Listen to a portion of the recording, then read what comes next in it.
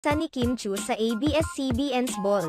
Naging mainit na usap-usapan sa social media ang pagrampa ng nag-iisa ni Kim Chiu sa red carpet sa naganap na ABS-CBN's Ball na naganap noong September 30, 2023. Marami ang nagtataka kung bakit nakasama ni Kim Chiu ang kanyang nobyong si Sian Lim sa nasabing event. Kaya naman, sa kamakailang guesting ni Kim Chiu sa Magandang Buhay, ibinahagi na niya sa kanyang mga tagahanga kung bakit solo lamang siyang rumampa at wala ang kanyang nobyong si Sian Lim. Ayon kay Kim Chiu, nasa ibang bansa ngayon si Sian Lim kasama ang mga kaibigan nito. Maayos naman umano itong nagpaalam sa kanya. Nasa India siya, kasama niya mga friends niya, nagmotor. Tapos nung na-schedule niya yun, sabi niya kailan yung ball. Na timing sumakto. So parang, sige go lang. Kaya ko na ito, saad ni Kim.